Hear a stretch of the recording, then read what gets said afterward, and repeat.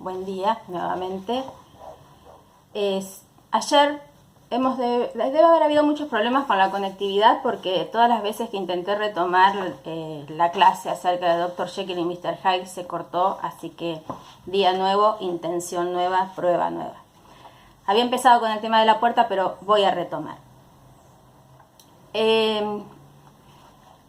Voy a aprovechar la ocasión, siempre y cuando el tiempo y la conectividad me lo permitan, para poder relacionarlo con algunas cuestiones generales de la teoría que hemos venido trabajando y viendo. Yo había mencionado en el video anterior que ya desde el título se plantea una posibilidad de lectura desde los conceptos y los términos del psicoanálisis, porque Jekyll podría ser no traducido, sino interpretado como el doctor que mata, que corta, y el señor lo que se esconde. Ambos nombres permitirían hablar de una referencialidad a el fenómeno de la represión, es decir, matar es censurar, cortar, como el del Unheimlich, y lo que está escondido tendría que ver, en la misma novela lo explica, ¿no? Yo no estaría diciendo esta posible interpretación si no estuviese considerando de qué habla la novela. Aquello que está escondido, que está reprimido y que de pronto sale a la luz. La novela está dividida en capítulos. Si bien el narrador es en tercera persona, hay claramente un punto de vista compartido con uno de los personajes, que va a ser Utterson, aquel personaje que va a cumplir el rol, no de protagonista, porque prácticamente no incide en la historia, casi no sabemos quién es él, sino una mirada, un punto de vista justamente de aquel que va siguiendo el caso, el extraño caso. El título nos está diciendo todo, es un caso, por lo tanto tiene elementos del policial o de la investigación o del misterio. Es extraño porque es fuera de lo común y tenemos a dos personajes que vendrían a configurar esa representación del funcionamiento del mecanismo del aparato psíquico, la represión y lo reprimido. Este personaje que nos va haciendo ir recorriendo toda la novela es quizás el primero que se plantea junto con otro amigo dos cuestiones. ¿A qué casa conduce esa puerta? ¿O de quién es esa puerta con la que se entra a la historia? Y por otro lado, ¿quién es el señor Hyde? Y por otro lado, ¿por qué el señor Jekyll, el doctor Jekyll, lo apañará o lo acompañará o será como una especie de cómplice? Es decir, lo primero que se piensa es, seguramente el señor Jekyll protege a Mr. Hyde porque puede ser un hijo natural, un hijo ilegítimo, un pecado de juventud. Lo interesante es, yo lo había comparado en algún momento en relación con las cuestiones que tienen que ver con el argumento y la estructura o la trama. Es una novela cuya trama sostiene esta incógnita, este caso, este misterio, hasta el último capítulo, que es la confesión en primera persona del doctor el doctor Jekyll, que va a retomar absolutamente todo lo que ha ido quedando suelto, lo que ha quedado desilvanado, lo que se ha planteado como interrogante, como incógnita, como caso, como misterio a lo largo de los 9 capítulos anteriores, y va a cerrar confesando precisamente este tema del doble al que me referí, no solamente con Freud sino con Otto Rank, como la parte oscura de sí mismo y esa necesidad del personaje de poder generar un doble, y dice un doble porque no he llegado a la posibilidad de un triple, un cuádruple, más, prolongaciones de esa subjetividad, donde poder, o desde la cual, o con la cual, a través de la cual poder liberar toda esa represión y toda esa agresión contenida y que buscaba liberarse. Es interesante, entre otras muchas cuestiones. Uno, esto a modo anecdótico porque no hace al texto. Stevenson escribió una primera, ni siquiera diría versión, sino escribió una primera escritura, la redundancia es válida, creo, de Dr. Jekyll y Mr. Hyde, y parece ser hay dos versiones. Uno es que su mucama la tiró pensando que eran papeles viejos, y la otra es que su mujer le dijo que por favor no publicara eso porque parece que era mucho más zarpada y aludía mucho más a cuestiones sexuales plausibles de ser censuradas en la época de la publicación. La cuestión es que anulada, tirada, destruida esa primera versión, voy a quedarme con la expresión versión, Stevenson de un tirón que no sé, se dice que en horas, escribe esta novela, que es una novela antológica, es un clásico y para mí personalmente es inagotable en la posibilidad de lecturas acerca no solamente del tema del doble, sino de la represión de los estados alterados, que va a ser también uno de los temas del romanticismo, de la escisión de la personalidad,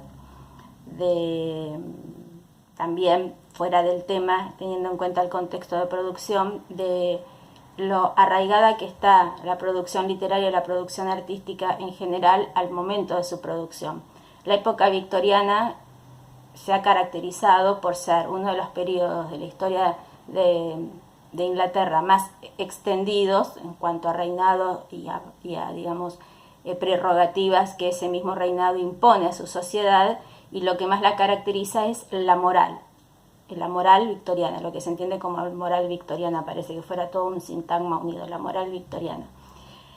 Por eso, al mismo tiempo, esa moral victoriana que está todo el tiempo determinando superyoicamente cómo debe comportarse un gentleman, una lady, y tiene tan estratificados las castas sociales, se caracteriza esta época justamente por propiciar una doble moral que tiene que ver entre el ser y el parecer. Supuestamente habría que ser y parecer, pero lo más importante es el parecer más que el ser. Por lo tanto, el Dr. Jekyll muestra una cara, que es la cara que se corresponde con la puerta de adelante, que es una puerta de una casa que se caracteriza en primera instancia por tener de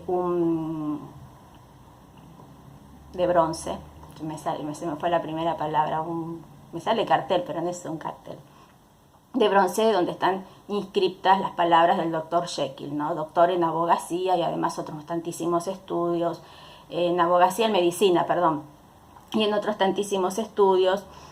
El Dr. Jekyll se corresponde con la figura del científico loco, entre comillas, lo mismo que Frankenstein, por ejemplo, lo mismo que algún cuento de Hawthorne. Hay uno que se llama El lunar, que también es un médico que pretende la perfección y la belleza de su mujer al punto tal que ese lunar le causa como un malestar y bueno, la persigue hasta quitárselo y prácticamente matarla. Estos médicos locos, que además se corresponden con un momento también de auge de la ciencia y los peligros que esta nueva ciencia puede llegar a acarrear, ya sea Shelley con el Dr. Frankenstein, Stevenson con el Dr. Jekyll, Hawthorne con otros médicos, y habrá que seguir buscando porque el médico de té verde de Sheridan Le Fanu, es decir, estos médicos que a través de la ciencia buscan algo que transgreda la ley natural,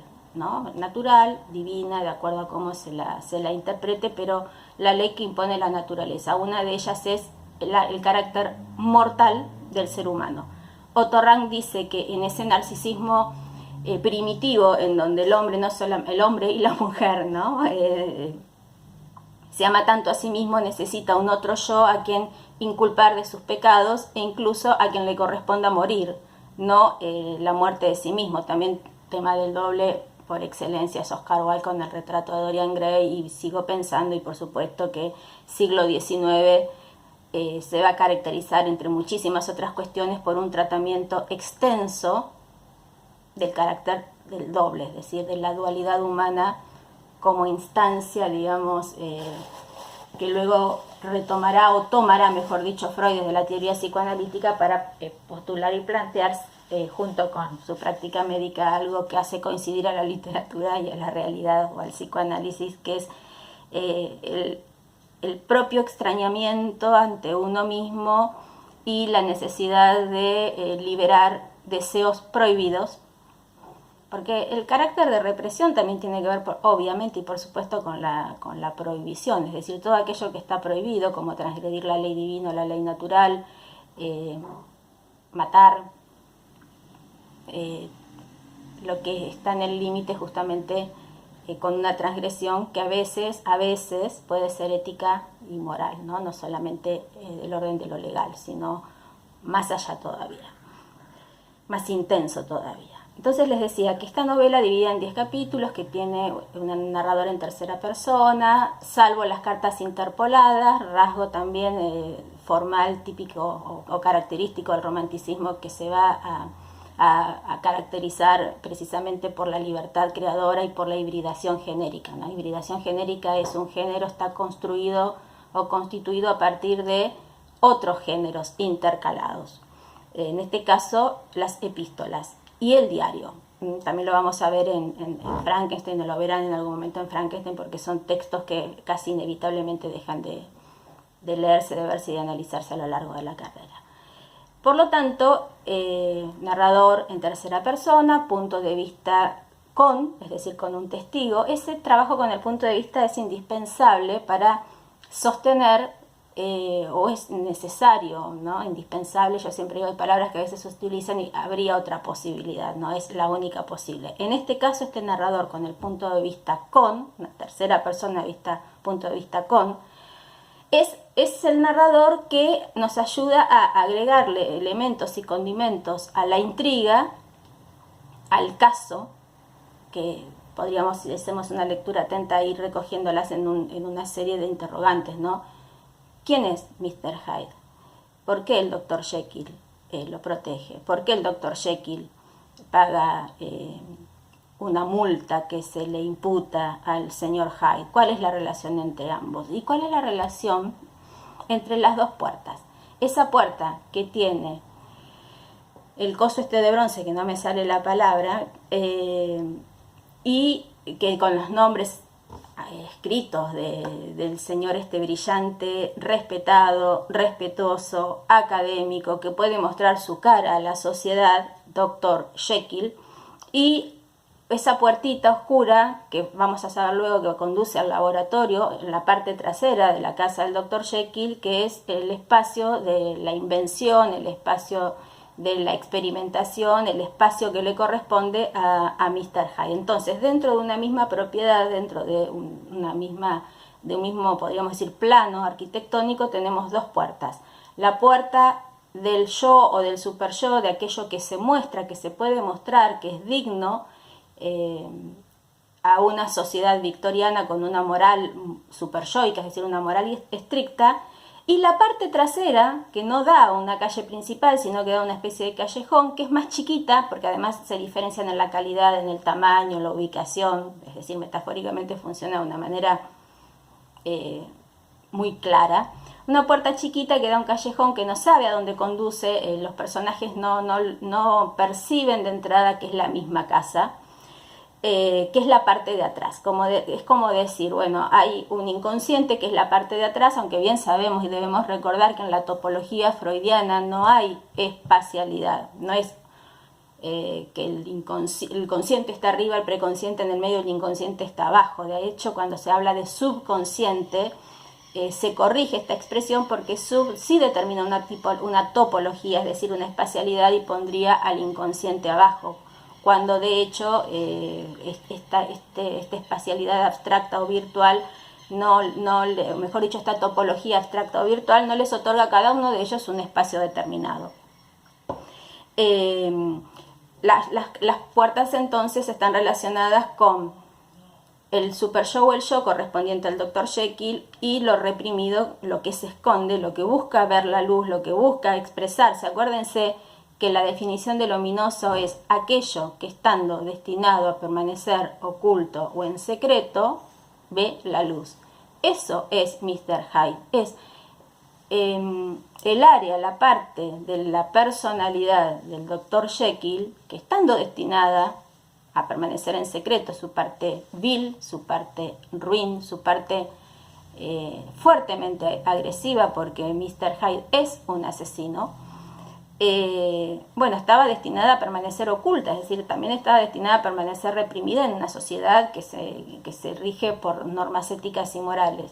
Sin embargo, a partir de aquí aparece el elemento fantástico de la novela, a partir de un experimento con sales, con pócimas, una investigación científica, Dr. Jekyll consigue y logra transformarse en un otro que de entrada no sabía qué otro iba a resultar, pero resultó Mr. Hyde. Mr. Hyde es más pequeño, más joven, y otras características que ya voy a mencionar, pero el hecho de que sea más pequeño y más joven, al punto tal de que algunos personajes piensan que es el hijo de Dr. Jekyll, cuando en realidad se trata de un personaje de su misma edad, porque lo reprimido comienza desde que empezamos a ser educados, desde que empezamos a entrar en el orden de lo social y de lo superyoico.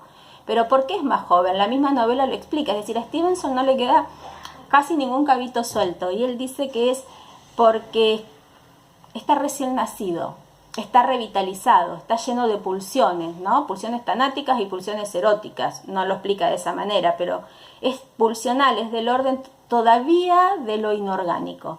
Y acá es cuando la novela empieza a trabajar y elaborar un concepto de lo siniestro, de lo ominoso muy interesante. Cuando a cada uno de los personajes que han tenido contacto con con Mr. Hyde se les pregunta que cómo lo podrían describir, todos coinciden en un punto, que es pequeño, que es deforme, esto ya lo hemos señalado, pero se le agrega una característica que lo liga o lo relaciona a lo que no es humano, no es orgánico. Había algo en él que provocaba espanto, que provocaba horror, conectado. La palabra ominoso se usa mucho, es una cuestión de traducción, conectado con algo indeterminado del orden prácticamente de lo diabólico, es decir, no es humano, es un rasgo típicamente romántico, lo vamos a ir viendo, pero no solamente no es humano, no pertenece a lo orgánico, lo cual sería decir, bueno, hay un espacio de lo ominoso y de lo indeterminado respecto de la materialidad, mejor dicho, el alma como corrompe al cuerpo. Un alma que se desata, un alma diabólica, un alma corrupta, corrompe también al cuerpo. Una idea parecida a la de Oscar Wilde en El retrato de Dorian Gray. Dice, Mr. Hyde era pálido y pequeño, daba una impresión de deformidad sin tener una malformación. Esta impresión de malformidad sin tener una malformación, esta impresión es la impresión que se liga conceptualmente a la idea de los videos anteriores cuando hablábamos de que lo ominoso es una sensación, un sentimiento. Dice, daba una impresión de deformidad sin tener una malformación, a la que se pueda dar nombre. Nuevamente lo innominado, es decir, lo ominoso, aquello consabido familiar que deviene extraño, y en esta extrañeza muchas veces hay una carencia de nombre para poder nombrar lo ominoso. Repito, Mr. Hyde era pálido y pequeño, daba una impresión de deformidad sin tener una malformación a la que pueda dar nombre. Se había dirigido al abogado con una especie de violenta mezcla de timidez y grosería. Y hablaba con una voz ronca, susurrante y a la vez quebradiza. Ronca, susurrante, quebradiza.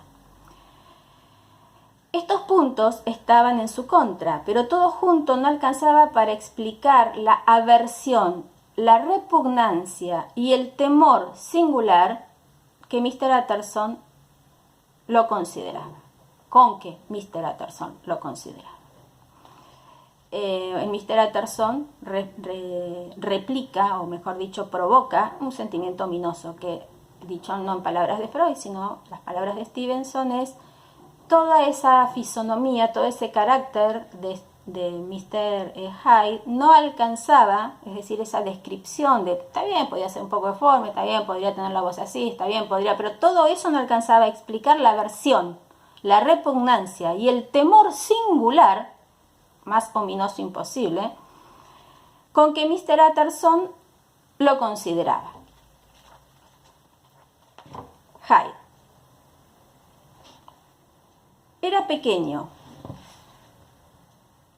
como dije, es otra descripción de Hyde, otro retrato de Hyde. Era pequeño, como dije, me impresionaba también la chocante expresión de su rostro, con esa notable combinación de actividad muscular y aparente debilidad de constitución, además de una rara, pero no menos importante, perturbación interior causada por su presencia. Perturbación interior causada por su presencia. Esa perturbación interior causada por la presencia de Mr. Hyde es lo ominoso. Provocaba algo semejante a un rigor incipiente, acompañado de una marcada disminución del pulso. Es decir, aquel que lo miraba casi quedaba paralizado o muerto. En ese momento lo atribuí a una aversión idiosincrática personal y me sentí simplemente extrañado por la agudeza de los síntomas. ¿Se dan cuenta cómo el ominoso es una sensación, un sentimiento, se siente en el cuerpo? Eso es un sentimiento, una sensación, es del orden de lo corporal y psicológico, es casi psicosomático digamos, la repercusión o la sensación de lo ominoso. Pero después tuve razones para creer que la causa reposaba en lo más profundo de la naturaleza del hombre y para sentirme movido más por resortes nobles que por el principio del odio. Esa persona que desde el momento en que entró me había provocado lo que solo puedo describir como curiosidad repulsiva, estaba vestida de una manera que en una persona normal habría dado risa. Su ropa, hay que reconocerlo, aunque de confección elegante y de buena tela, era desproporcionadamente grande para él. El pantalón le colgaba entre las piernas, enrollado para que no tocara el piso. La cintura del saco le llegaba hasta abajo de las caderas y las solapas se extendían hasta los hombros. Por extraño que sea contarlo, este absurdo atavío estaba lejos de hacerme reír. Más bien, como había algo anormal y espurio en la esencia de la criatura que ahora me miraba, algo sobrecogedor, asombroso y repulsivo, esa insólita discapacidad no parecía sino complementarlo y ponerlo de relieve, de modo tal que a mi interés por la naturaleza y el carácter del hombre se sumó cierta curiosidad por sus orígenes, su vida, su fortuna y su posición en el mundo. Por supuesto que hay mucho más en relación con lo ominoso, pero estas dos descripciones de distintos personajes, ¿no?, que se van sumando a